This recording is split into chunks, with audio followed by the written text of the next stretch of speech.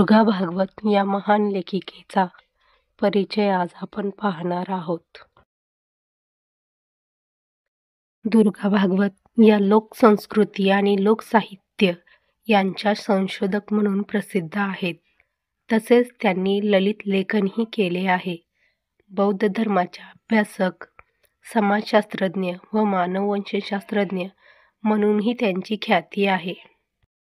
दुर्गा भागवत यांचा जन्म 10 फेब्रुवारी 1910 रोजी इंदूर येथे झाला. त्यांचे शिक्षण मुंबई, अहमदनगर, नाशिक, धारवाड, पुणे अशा निरनिराळ्या ठिकाणी झाले. मुंबईच्या सेंट झेवियर्स कॉलेजातून त्या 1932 मध्ये BA ची परीक्षा उत्तीर्ण झाल्या. पुढे 1935 मध्ये त्यांनी MA ची पदवी संपादन केली. शिक्षण घेत असतानाच त्यांनी भारताच्या स्वातंत्र्य आंदोलनातही भाग घेतला होता. शिक्षण पूर्ण झाल्यावर दुर्गाबाईंनी पुण्याच्या गोखले अर्थशास्त्र संस्थेत समाजशास्त्र विभागाच्या प्रमुख म्हणून 2 वर्ष काम केले. त्यानंतर थोडे दिवस साहित्य सहकार या मासिकाचे संपादनही त्यांनी केले होते.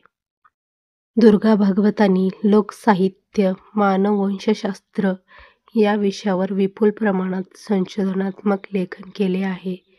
या विषयावरील त्यांचे बरेचसे ग्रंथ इंग्रजीमध्ये आहेत. त्यांनी वैचारिक व समीक्षात्मक लेखनही केले आहे.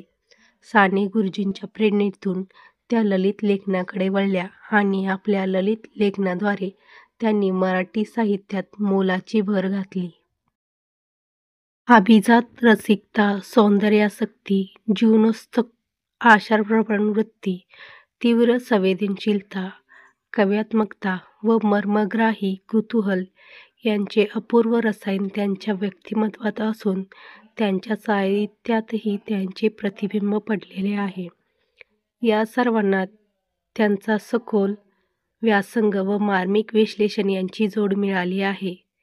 त्यामुळे त्यांच्या लेखनाला एक आगळा आशय व प्रगल्भता प्राप्त झाली आहे. दुर्गा भागवत लेखन स्वातंत्र्याच्या कट्टर पुरस्कर्त्या आहेत.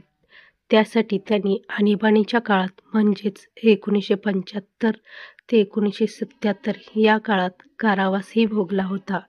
साहित्यिक व विचारवंत यांनी शासकीय पुरस्कार स्वीकारून शासनाचा मिंदेपणा पत्करू नये असे त्यांचे मत होते. अनेक सामाजिक चळवळीतही त्यांचा सहभाग आहे.